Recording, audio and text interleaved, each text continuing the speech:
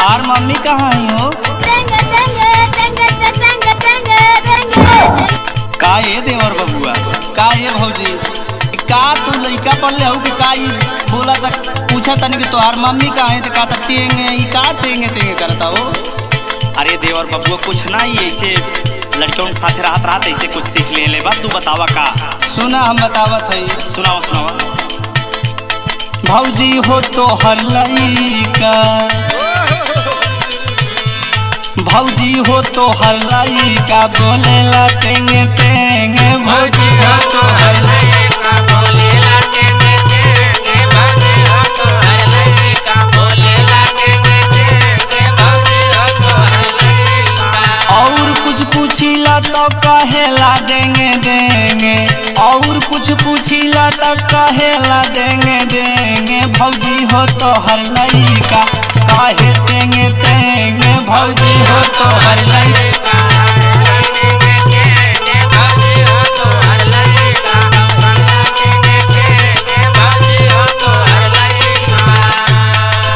हे देवर बबुआ इतना मजाक मत उड़ावा, छोट लइका बा ठीक सीख जाई ना। हाँ तो सीख जाए ठीक है, लेकिन हम हाल चाल पूछते तबो तेंगे देंगे का चीज कहा था। और बोला ला सुना सुनावा। ऐसन नमूना कहाँ से देहलू जाना माई,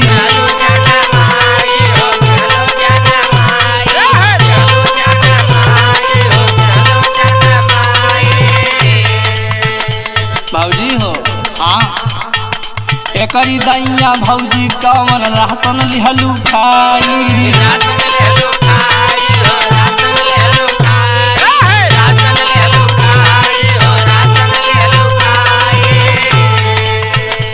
ढेर मत बोला ये देवर बबुआ। ना भौजी कुछ ना बोलत है, पहले बात सुना। सुनावा सुनावा। ऐसन नमूना कहाँ से देहलू जाना माई, एकरी दैया भौजी कवन राशन लिहलू खाई, दिहलू जाना माई तू ताजस के चेंगे मेंगे, दिहलू जाना माई तू ताजस के चेंगे मेंगे, भौजी होता हर लइका बोले चेंगे तेंगे, भौजी हो तो हर लइका बोले चेंगे तेंगे, भौजी हो तो हर लइका बोले चेंगे तेंगे, भौजी हो तो हर लइका।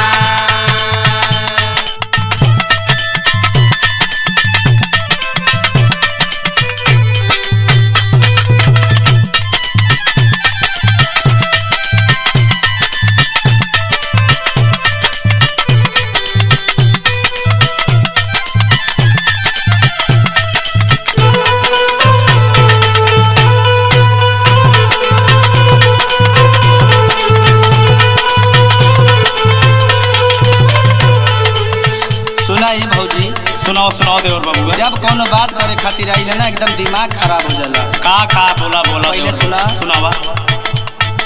हाल चाल पूछे खातिर भौजी जब आई,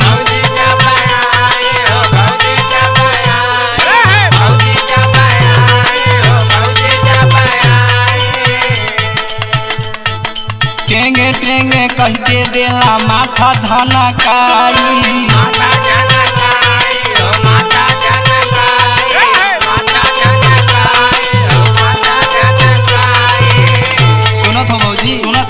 सुनावा।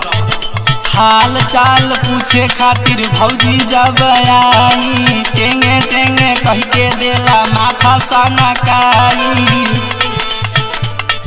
मन करे पटक दे चले पेंगे पेंगे, मन करे पटक दे चले पेंगे पेंगे, भौजी होता हर लइका बोले तेंगे तेंगे, भौजी होता हर लइका